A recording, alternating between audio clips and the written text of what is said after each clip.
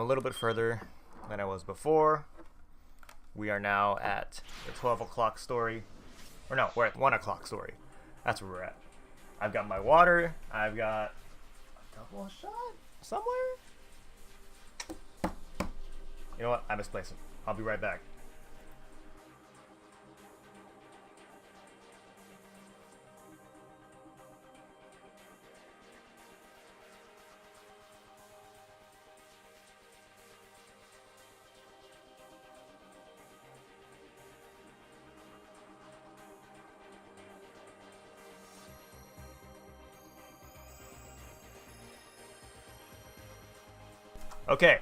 Okay, I'm back. I found my double shot. I found my source of energy for the night. Here we go. For the day, the night, same thing. All right. So yes. I think I said we would start off with Kano.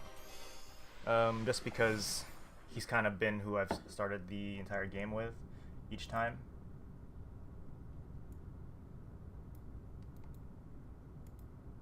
Okay. Following Kano's directions, Stanley drove toward the crime syndicate's hangout. There was a good chance this was where Maria was being held. Traffic was practically non-existent, and they made good time. They cruised down Miyamasuzaka, then passed the train station toward Dogonzaka. All the while, the two men stared out the windshield, neither inclined to make conversation. They arrived at the Shinsensho intersection. "Take a right here," Kano said. "You nervous?" Stanley asked as he made the turn. His own tone was calm and level. Kano gave no reply. If the syndicate really was holding Maria hostage up ahead, he and Stanley might wind up putting her in danger by showing up there. If it came down to it, Kano wondered, could he count on the man next to him taking the hostage's safety into account? He doubted it, but there was nothing he could do about that now.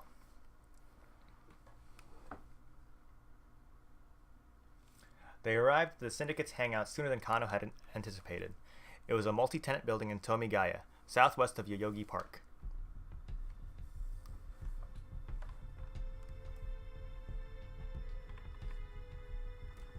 They arrived. The ratty building looked like it might come crashing down any minute.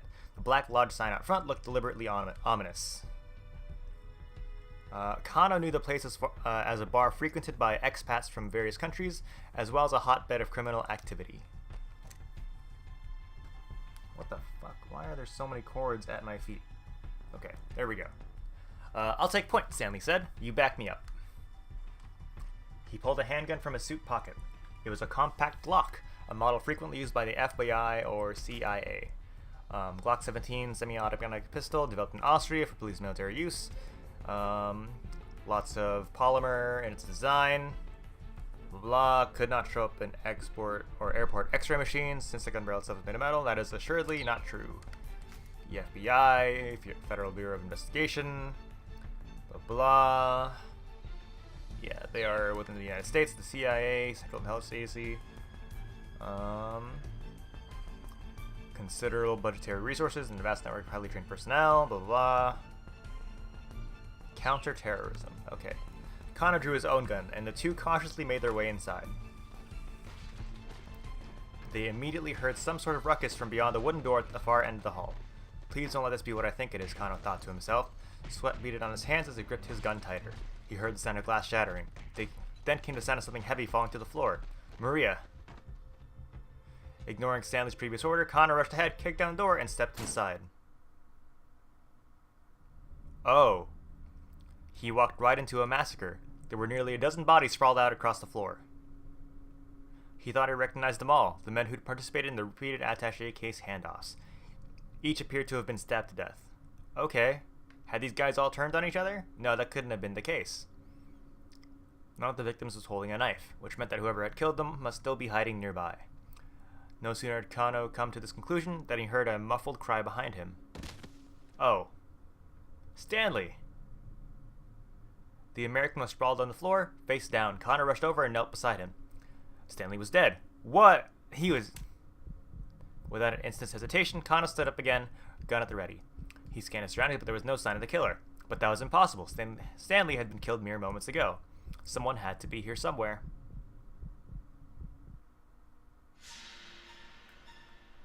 Uh, Out of nowhere, he felt someone press his tip of a knife into his neck from behind, right at the base of his skull.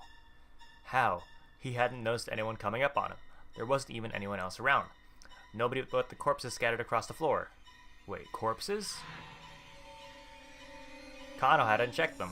Hadn't checked to make sure they were all really dead. With his last thought, he realized that that had been his fatal mistake. Yep. Solid.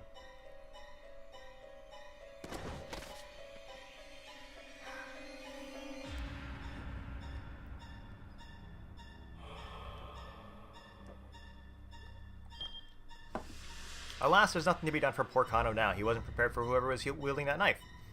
Sometimes it's best not to rush things. Kano into blah blah blah. Traffic jam at 1310. Okay. Okay. Well, what a great first story, huh? Literally the first thing we tried, we end up dead. Alright. Let's go counterclockwise. Let's go to Achi.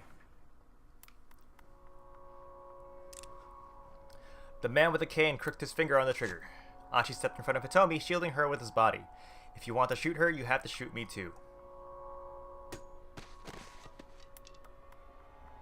Suddenly, the assassin's head jerked forward.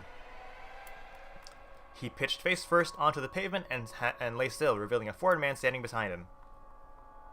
Oh. In one hand, the stranger clutched a metal pipe. Hitomi, Achi asked, you know that guy? Her eyes went wide. That's the man from the Scramble. The one who told me to go to the van. Wait, one of the kidnappers? Why would he help us? I'm not sure. The newcomer fixed his eyes on Achi. Hey man, Achi approached the stranger. I'm not sure what's going on here, but thanks for the assist. Ah, he's fucking dead. Whoa! The man took a sudden swing with his pipe. Achi barely managed to dodge out of the way. Oh god.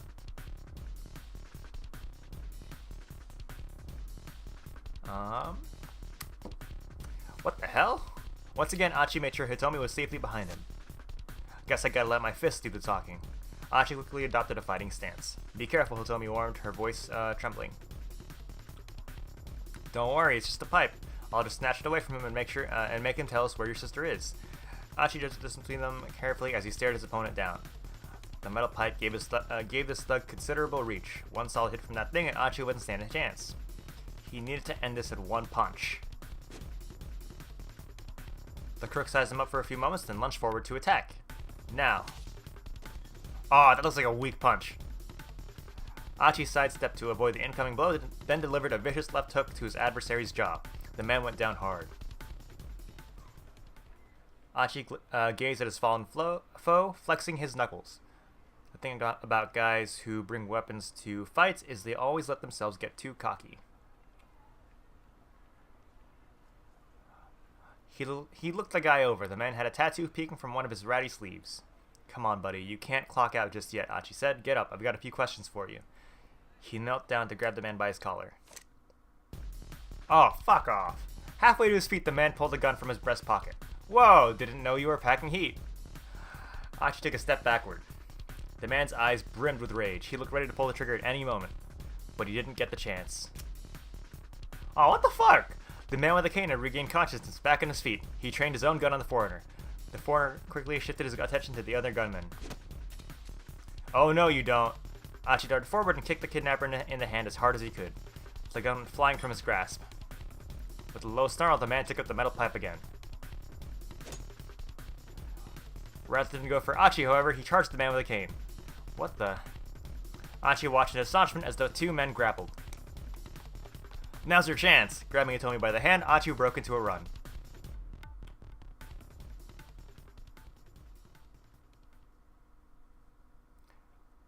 This game is fucking wild. They ran for a long time, finally stopping to rest in a quiet municipal park. As they sat catching their breath, Achi sensed a new tension in Hitomi. She hadn't said a word since their latest escape. She has to die, Achi. It's for your own good.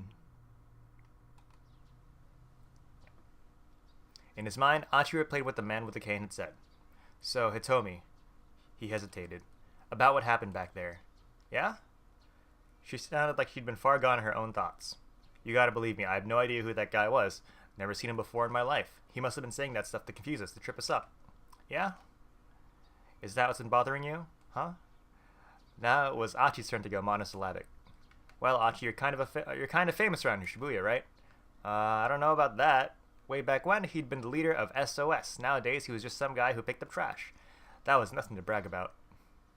When someone's famous, it's not unusual for someone to recognize them and know their name. So yeah, I was surprised back there, but no matter what that man may have said, I trust you. I mean, look at how many times you've put yourself in danger to protect me. Hitomi sounded pretty resolute. Achi was glad that she believed him, but that raised another question. So then how come you've been so quiet? I've just been thinking about things. Like what that man from the Scramble might be after. It was true that his actions didn't make a lot of sense. Yeah, he seemed more interested in taking out the man with the cane than going after you. Bad blood?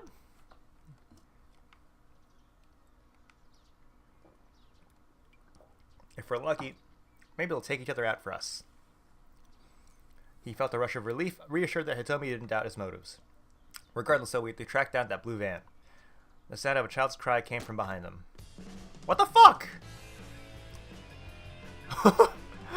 Turning to look, they saw the kidnapper rushing toward them. He had knocked over a little girl who was in his way. No rest for the weary, Achi sighed. Look at the girl! She's fucking, like, sprawled out, face first, hands back. She didn't even try to stop herself. He's like, ugh!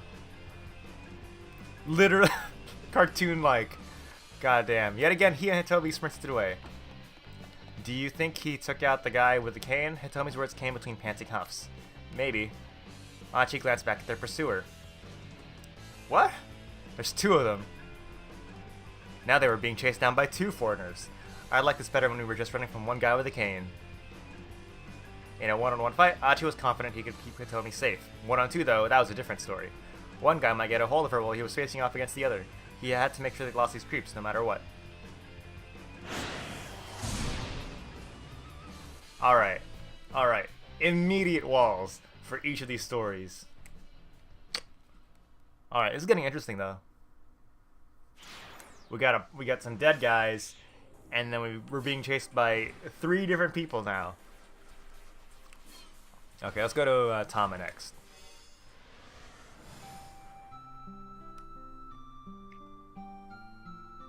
Look at all that burning hammer, man. What a waste.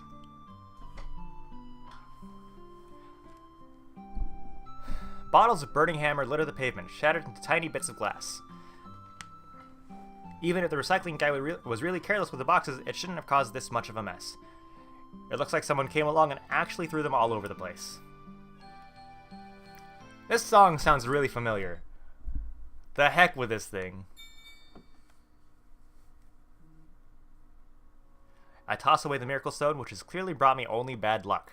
We can't have a product demo without a product, which in turn means I won't be getting paid for this whole fiasco. Okay, we can do this. We can figure something out. I try to give myself a pep talk, but I hear the doubt in my own voice. I try to brainstorm anyway. Finding inspiration is like trying to squeeze blood from a stone. I rack my mind for the best course of action, and at long last I arrive at a conclusion.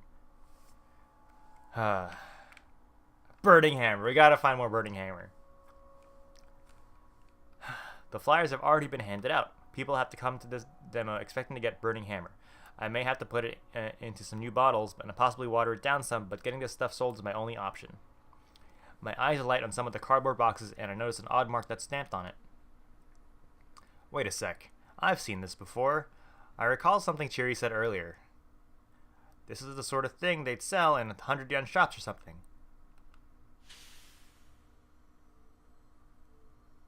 Oh my god. The mark on the box is the same one I saw at the shop selling the necklace. That's it. I can see if there's more at the knick-knack shop. Oh my god. Am I gonna go buy from another shop and sell it at like an increased price? Guided by his ray of hope. Ah, man. I head for the knick-knack shop as fast as I can run. Ah, fuck off, Chiri. Come on. As soon as I reach the main road, I crash right into someone. It's Chiri.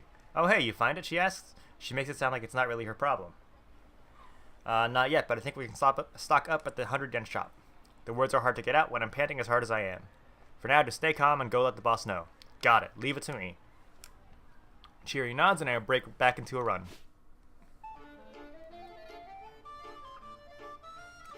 I'm practically praying as I rush into the knick-knack shop, where I immediately spot the cardboard boxes I saw earlier still stacked up. Yes, I'm in luck. I dive into one of the boxes to check what's inside. And oh my god, they're actually selling it. It's packed with tiny bottles. There's no mistaking the noxious red liquid inside. That's burning hammer, all right. That's 50 bottles per box, and there are 4 boxes total. Assuming each bottle is 100 yen, including tax, I can buy the whole lot with the 20,000 I've got in my wallet. Blah, blah, blah. That way, if we sell 200 bottles, he'll be paid back. That's no problem. Whoa, what's the deal with you? The sales clerk's eyes go wide when he sees my getup. This stuff, I'd like your entire stock. I point at the burning hammer, and the clerk makes an awkward face. I'm afraid it's already been sold. What? You mean like all of it? Nobody in their right mind could possibly want all of this. Yes, all of it, I'm afraid. Well, I'm not going to roll over that easily. Whether I earn that extra 20,000 or not hinges on whether I can get the stuff. Please, you've got to help me out. I'm afraid it's out of my hands. And then could you get in touch with the buyer? Tell them I'm willing to negotiate. Suppose that wouldn't be an issue, but actually, would you mind waiting for just a moment? She said she'd be by ASAP. Oh my god. After 5 minutes of waiting, the buyer still hadn't shown up. I don't think she's coming, I say. That's odd. She said on the phone she'd come by just after 1 o'clock to pick them up. I really need this right away. I understand that, but please, it's out of my hands. By now, the sales demo has already started. If I come back empty-handed, what is the point of all this effort? Gimme. Gimme! Gimme! I already said I can't do that. Gimme! Would you please wait a moment? Oh my god. She's gonna fucking snap. Grr, why did I spend all that time trying to hand out samples? Why did I put this stupid costume on? Why did I miss out on lunch? Why? What was it all for? Look over there, it's the Chupacabra! Yoink. Seizing the moment, I snatch at the box's burning hammer and make a run for it. Hold it right there, miss. Oof, okay, barrel my way right past him. I bump harder than I intended as I race by. He loses balance and goes crashing through the display case at the front of his shop. Oh no. Oh no. Uh-oh. It's a cigarette.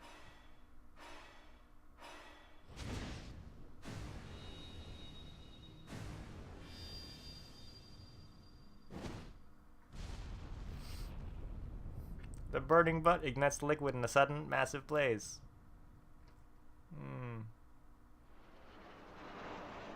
Okay. And now for today's news. Shortly after 1 o'clock this afternoon, there was an explosion at a variety store in Utagawa-cho in Shibuya, the cause of which remains unknown. Eyewitnesses report seeing an individual wearing a full-body cat costume fleeing the scene in the aftermath of the explosion. Police consider this individual a person of interest and have not ruled out the possibility that this bombing was a terrorist act. Several hours after the incident, the cat remains at large.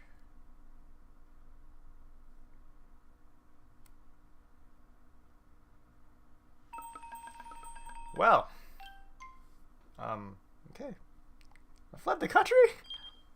Tama wound up as the prime suspect in an apparent terrorist bombing, and the buyer had showed up earlier. Tama's argument with the sales clerk might never have happened, to say something to the rest. As a matter of fact, the buyer was just outside the shop at the critical moment. She was held up when she's having run into someone. That someone's actions as blah, blah, blah. Okay.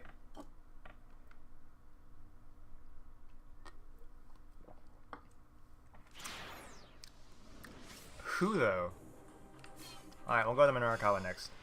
Or no. Osawa. Minorikawa's next, after this. I don't deserve to be forgiven for what I've done. We may have both done the same thing, but my motives, those were different. And so I don't regret what I did.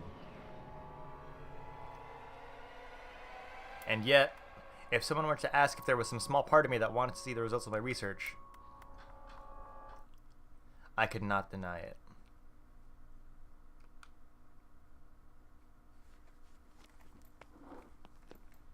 What the fuck?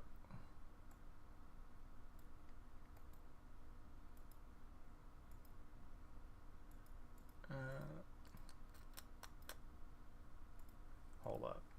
Let me check something real quick.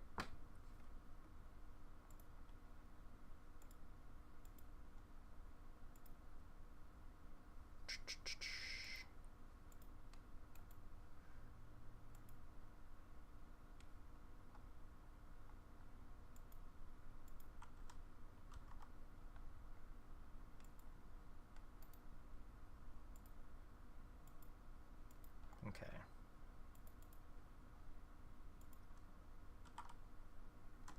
I probably leave that open, and let me bring these back up.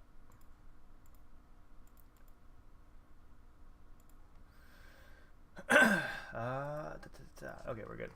Osawa grabbed his shoes from the entryway, then headed for the back door. He didn't want the detectives in his living room to know he was going to meet with Makino. Oh, Makino's his boss. I keep forgetting some of these things. The pest, Kajiwara, was nowhere in sight. Now was his chance to slip away. Oh my god. Gotcha. Dude, that fucking face! Hold up. I'm just gonna save this image for later as an emote.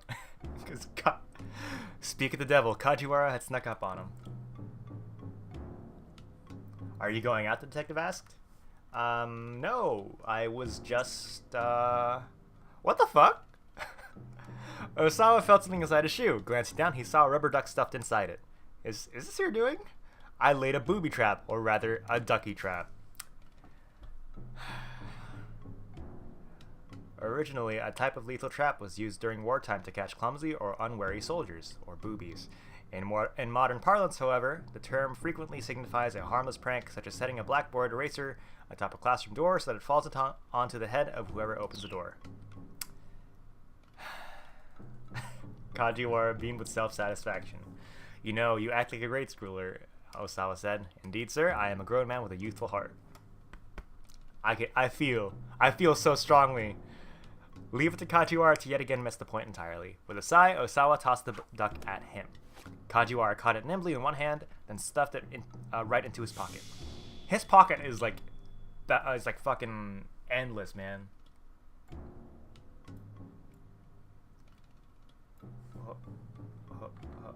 I was wondering where that part went. Like, fucking disappeared. Okay. I won't tell you that you aren't allowed to leave, sir. All I ask is that you tell me where you've been and where you plan on going. My work is highly confidential. I'm not at liberty to discuss anything about... Oh my god. Please try to work with me on this, sir. Kajiwara interrupted. Let me just... He leaned in uncomfortably close. Do you recall what I said before about how I'd appreciate if you didn't keep secrets from me? Osawa hesitated, inwardly debating how much he should share. Cigarettes? Yeah, let's buy cigarettes. I'm just gonna buy some cigarettes, he lied. Kajiwara flashed an awkward smile. Now that's odd. I didn't think you smoked, Mr. Osawa. I'm getting them for Ai. I've never seen your wife smoke either, sir. And besides... Kajiwara leaned in close to him. Your wife isn't even home right now, is she? This wasn't going as Osawa had hoped. Evidently, he wasn't a very good liar. Even so, he decided to double down. Alright, fine. It was actually Mr. Tanaka who asked me to get them. Oh, now that's surprising! Is that the sort of thing he'd ask of you, Mr. Osawa? Oh my god. Oh, that sound was bad. Kajiwara was genuinely gifted at getting on one's nerves. Osawa barely contained the urge to punch the detective right in the face. Well, no matter, I suppose, Kajiwara went on at last. Just try not to wander too far. Oh, and also... He produced something that looked like a small transceiver from inside his coat. Please take this with you. What the heck is it? It's a bug tracker, sir. It'll beep in response to a nearby listening device. I don't need this. He pushed Kajiwara's hand aside, and the bug tracker fell to the floor. Mr. Osawa, you mustn't underestimate the lengths to which these kidnappers might go. For once, the detective's face was all seriousness. Alright, fine. Osawa snatched up the device and headed out the door.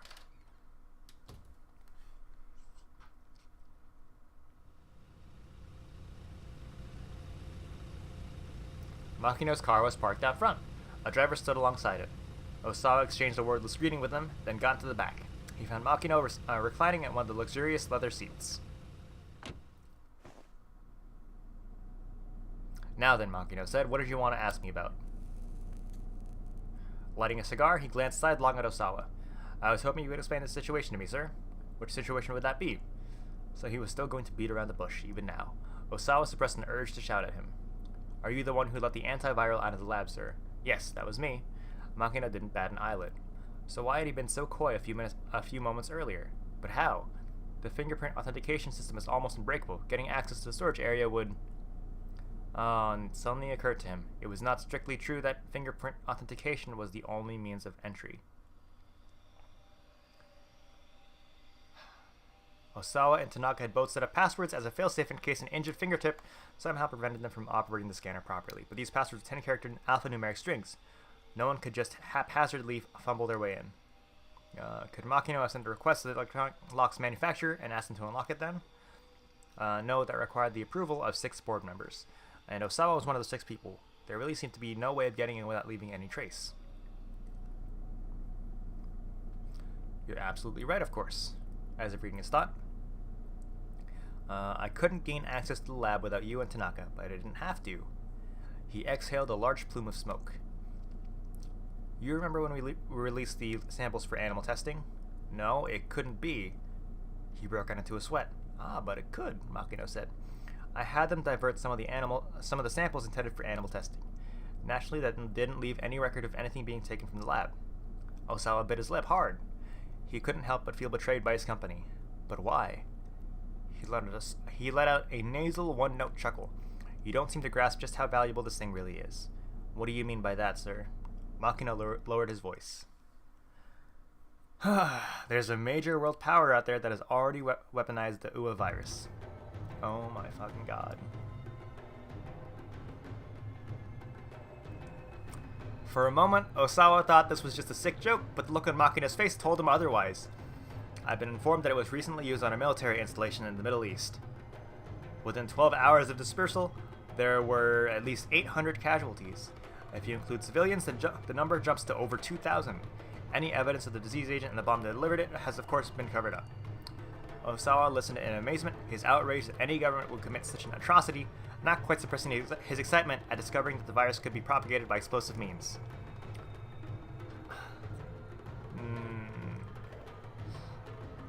Today is a bad day to play this game.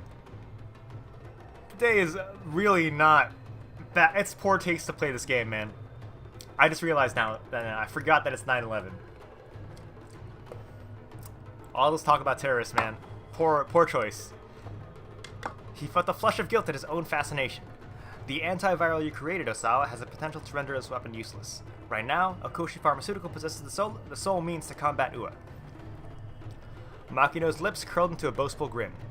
Any number of countries would love to get their hands on it. The major power in question has offered an unprecedented sum. And that's hardly a surprise. Having a monopoly in the antiviral makes the weapon itself that much more valuable. To Osawa, this was a glimpse into another, terrifying world, one he had barely imagined previously. Big Pharma. Big Pharma.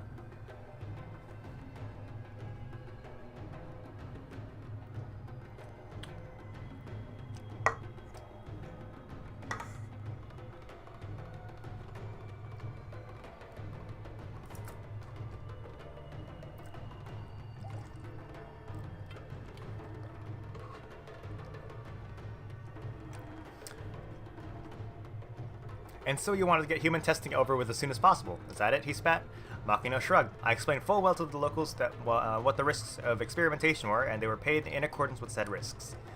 They were willingly consented to infection with the UA virus. Sophistry, Osawa huffed, nothing more. You used money to deceive a bunch of poor farmers. Come on, Osawa, who's being disingenuous now? Makino eyed him with contempt and let out another puff of smoke. I know you, Osawa, and I know you're not really concerned for some bunch of hick farmers. All you care about is your research. The thing that's really nagging you right now is that someone went ahead and did the final clinicals without you. Oh, spare me the ridicule, sir.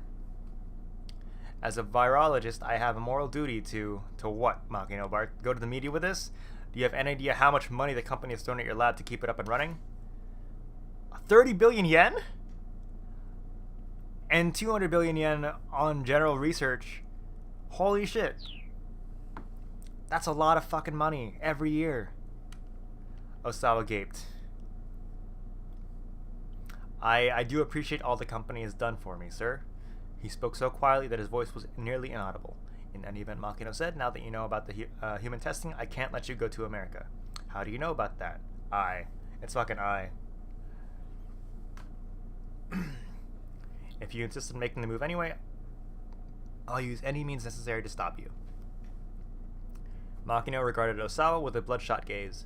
Any means necessary? Osawa swallowed the lump in his throat. Sir, you don't mean that my daughter's kidnapping was... Don't be ridiculous, Makino said before Osawa could finish. Of course that wasn't me. Nevertheless, I'll do what I must to keep you in line. Remember that. Understood, sir. I'll turn down the U.S. job offer. Osawa heard his own voice like the thin drone of a tiny insect. He felt utterly powerless. I can't simply take your word on that, Malkino said. Do it now. I want to hear you do it myself. Ah, shit. He jutted his jaw toward the phone in the backseat console. Yeah, let's postpone this bullshit. Couldn't this wait just a little bit, sir? Osawa asked. Maybe he could still find a way out. You already know what my decision is, Makino said. His tone carried an edge of intimidation. Osawa didn't reply. He simply stared at the telephone. He felt like an insect who'd had all its legs plucked off. You need to think about your wife, too. Realizing that his boss was speaking as Ai's father, Osawa couldn't bring himself to resist further. He reached out for the phone. It would be around 10 p.m. local time for the American firm. He decided to call his contact's personal phone. I don't know how you memorizes their numbers.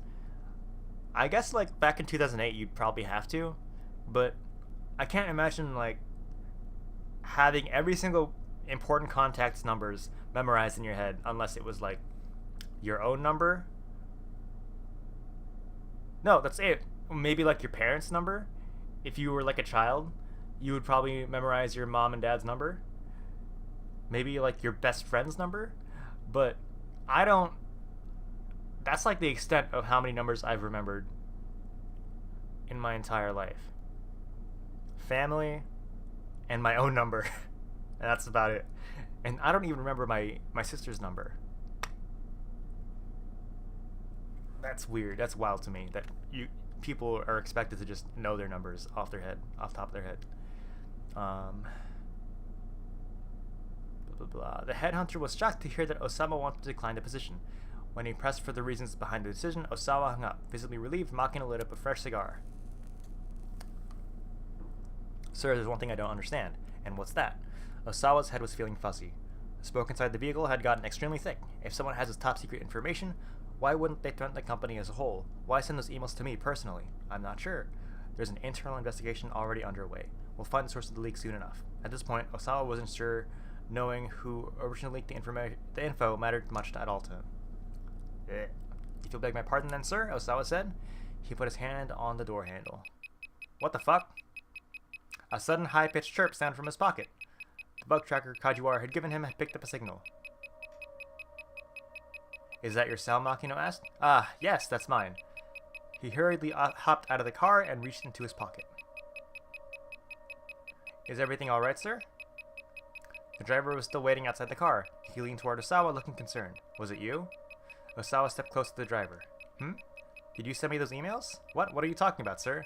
Don't play dumb with me, Osawa said. You're the only person who could have planted the listening device in a company car. Listening device? The driver raised an eyebrow in confusion. What are you after? Sir, what are you talking about? Who told you to do it? Tell me. Oh my god. The driver fled back into the car. Osawa clutched the buck tracker hard as he watched the vehicle pull away. What the fuck happened?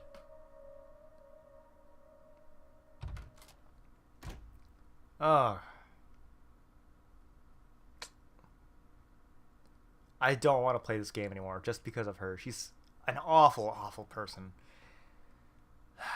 He went back to his house, still gripped by confusion, to find Ai waiting in the entryway. She must have gotten home while he was out. You were with my father, weren't you? She sneered at Osawa as he slipped off his shoes. Yes, I was, he replied, and it's over. What's over? She knows damn well what. He struggled to contain his irritation. America, I'm not going, he huffed. Oh, really? Well, that is good news. She sounded sincerely pleased. Maybe a little more pleased than Osawa cared for. I need to go finish up work things. What a, loving family. Perfect couple right there. He hurried to his study up on the second floor.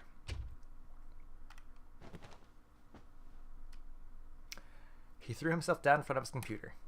There hadn't been any progress in the investigation, as usual. Just how long was this all going to go on for? Were all kidnapping cases this drawn out? Blah, blah. Specialists who receive training such as negotiation, blah, blah. Okay. Osawa was growing more and more uneasy. He could barely contain himself at this point. Wasn't there anything that he could do? He glanced over at his monitor. That's an idea. He could look up kidnapping investigations on the internet. That might give him some insight into the situation. Kidnapping, police investigations, hostages. He typed the 3 keywords into the search field. The engine pulled up over 100,000 hits. He scanned the beginning of the list for anything that might be useful. One of the site links caught his eye. How did the police do it? It looked like a page containing information on various types of police cases. He looked on the link for kidnapping cases and began to read.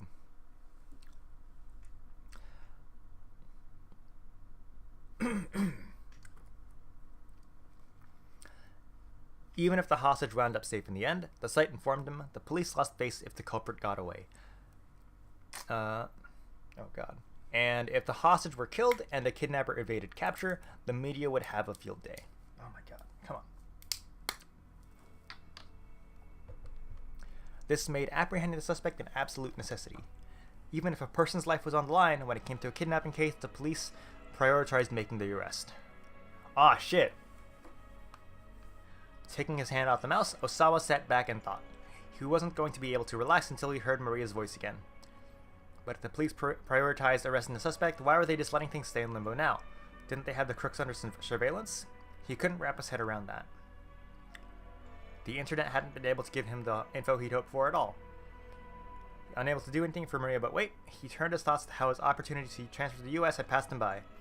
The research facilities in America would have been top tier. Some part of him still couldn't quite accept what had happened. He stole a quick look at the door, and then surfed to the Aya Kamiki fan community for people 40 and over. That's a really, specific forum of community growers for, a J-pop idol. 40 and over, man. I feel there's a lot of, weird, creepy stuff going on there. Whenever something was weighing on his mind, posting to these forums seemed to turn his mood back around. He knew that now wasn't really time to go to be doing this, but he needed to do something to calm and quiet his mind. He started a new forum topic. In the title field, he wrote Aya Kamiki expanding into the US. With Aya Kamiki still at the height of her popularity, does anyone else think it would be exciting if she ventured into the American market? I know I would. She's not the sort of artist who deserves to be confined to Japan.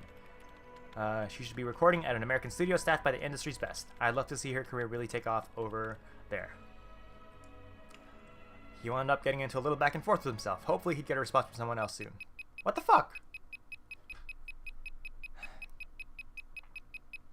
A sudden shrill noise startled him so much that he nearly cried out. His heart fluttered like that of a young child who'd been caught in some prank. Realizing that the sound was coming from the bug tracker, he pulled it from his pocket and took a few breaths to steady himself.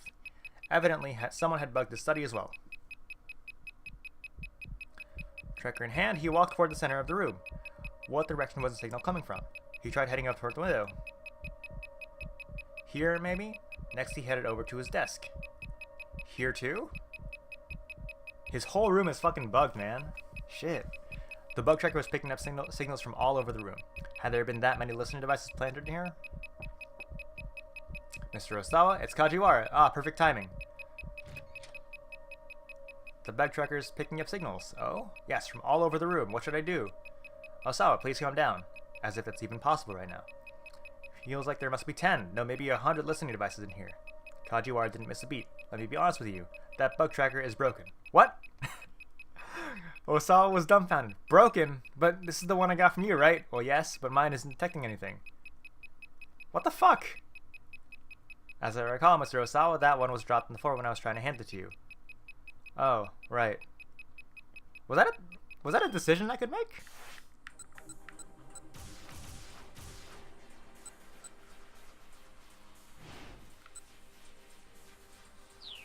It could be! That must have been when it broke, sir. That strength ebbed from Osawa's body. He didn't even have the mental energy to be angry anymore. God damn it. He gave the tracker a whack with the palm of his hand, and the beeping stopped. Right, he said, what can I do for you? Kajiwara clapped his hands together, as if he just remembered something. Ah, right, we have a big problem. Let's play it again, Osawa sighed. No, it's not that. It's something worse. Kajiwara's face turned grim. Something worse? Yeah, let's hear him out. Had something happened to Maria? He needed to hear the detective out. What is it? Osawa asked. Go on, tell me. He did his best to remain composed. Well, you see, we ordered lunches for everyone, and it looked like there were still 2 left over, so I wound up eating them. There was an awkward pause. Osawa didn't have the foggiest idea of how to respond. My deepest apologies, sir. I ate the lunches intended for you and your wife.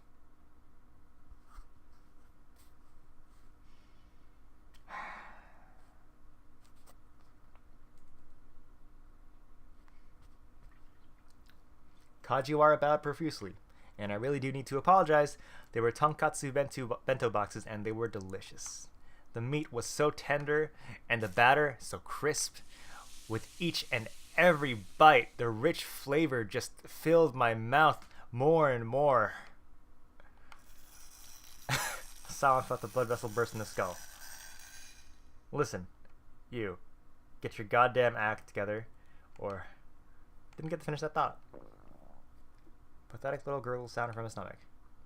Ah, see? Kajiwara said, you are hungry. He fussed sheepishly with his hair. At the talk of food, Osawa realized abruptly that he hadn't eaten anything since the night before. Shall I make something for you? This is all my fault, after all. You can cook? Oh, I don't know if I want to trust him with cooking. You mustn't judge people based on outward appearances, Mr. Osawa. Alright, fine, go ahead. Do whatever the fuck you want. Newfound hunger was making it hard for him to think. It would certainly behoove him to eat something. Led Kajiwara to the kitchen.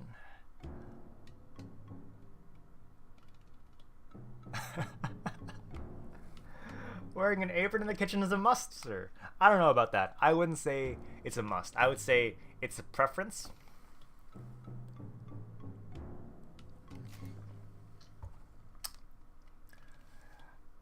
His own design, it's modeled after the MPD's mascot. His name is Pinpo-kun. Alas, it isn't while I'm naked. Naked? Oh, are you not familiar with the concept of the naked apron? The state of being entirely naked save for an apron, a form of cosplay. The views from the front, rear, and sides all offer a certain appeal, but caution must be advised as it may be difficult to stop arguing about which presents the lovely sight once the topic is raised. There are similar, more sexualized naked styles as well, such as the naked sock, the naked shoe, naked necktie, naked ribbon, naked scarf, naked collar, and so forth. I could demonstrate if you like. Nope. Quite alright. Where'd you get that apron anyway? It's mine, sir. Have you had it with you this whole time? Yes, in here. With a smile, Kajiwara pointed to his pocket. Of course. His hunger was making him feel weak, and Kajiwara was making him feel like he was losing his mind. Oh, this is bad. I need to whip something up for you, fast.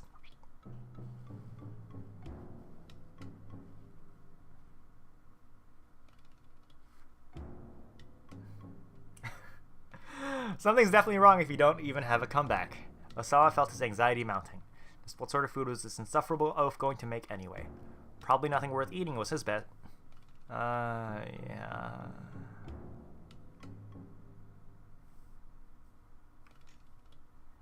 Yeah, make that bitch some food. Osawa called his wife on the intercom to make the suggestion. Absolutely not. Besides, I'm not even hungry. Oh my god. Hanging up the receiver, Osawa turned back to Kajiwara. Very well, detective, if you'd be so kind. Oh!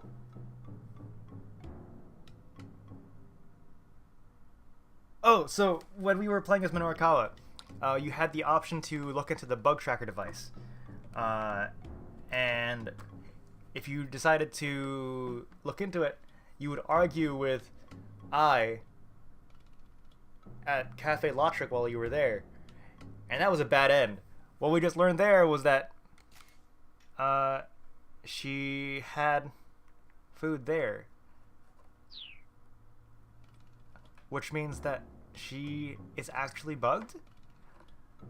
So yeah, everything that, like, we already know that she is, like, the most suspicious person in the room.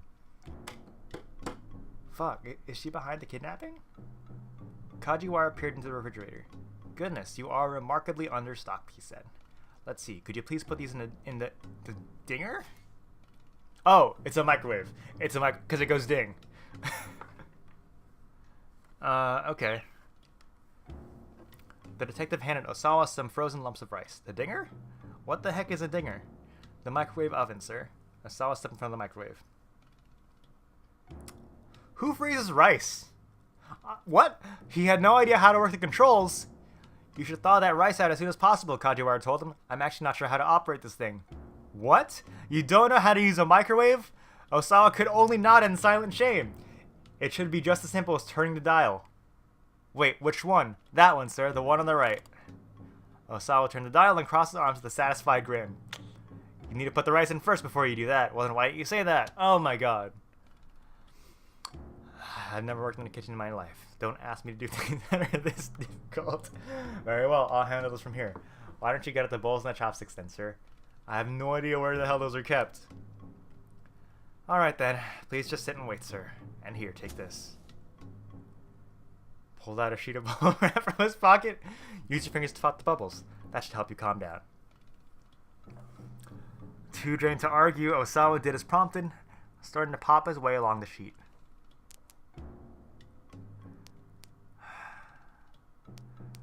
Rather than calm him down, though, it was making him incredibly cross. This felt more like a sort of ridiculous punishment. They say you can learn a lot about a household by looking in the fridge, you know. Kajiwara was cooking something in a frying pan, and Osawa asked, "So what have you learned about mine?" I'd better not say, sir. You might take offense. Snapped another bubble between his fingers. Ah, the rice is finished thawing. Kajiwara topped the steaming bowl of rice with the fried egg he'd whipped up in his pan. Then, as if it were an afterthought, he added some pickled vegetables. Here you are, sir. Your fried egg on rice is complete. One of Kajiwara's simple recipes. Others include his white spaghetti, which is simply spaghetti that's been flavored with butter, salt, and pepper after it's been boiled. Both are a bit too basic to probably be called cuisine, but it does take a certain skill to bring the best flavor out of the ingredients with such simple seasonings. That's true. That's really true. Kajiwara grinned from ear to ear. Go ahead and eat it while it's still warm. Osawa received the bowl with a dubious look. You aren't very good at cooking, are you? He said. All you had in your refrigerator were eggs and pickled vegetables, sir. I assure you it's quite delicious. I recommend breaking the yolk and mixing it all together. Reluctantly, Osawa brought a bite to his mouth. That's good. The words came out almost unbidden. Isn't it just? Egg yolk and pickled vegetables pair quite well. Osawa couldn't help but stuff his face, slipping into a rapturous daze as he did. I want that face, that face that Kajiwara's making right now as an emote. I'm gonna take a moment here. Just take it in. The more he ate, the more it stirred his appetite. I had no idea fried eggs could be this delicious. I know you probably have a long ordeal still ahead of you, sir, but please keep your calm up and keep your chin up and hang in there. Kajiwara gave Osawa an amiable smile. Ah, that's right. He continued, and for dessert we have bananas. No thank you. Kajiwara grimaced as Osawa held up a hand in refusal. Right then, while you're finished eating, would you please wash the bowl? Me? Wash dishes? Osawa exclaimed in surprise, sounding like a petulant child. If someone else cooks for you, you should do the cleaning up. It's only polite. Fine, okay.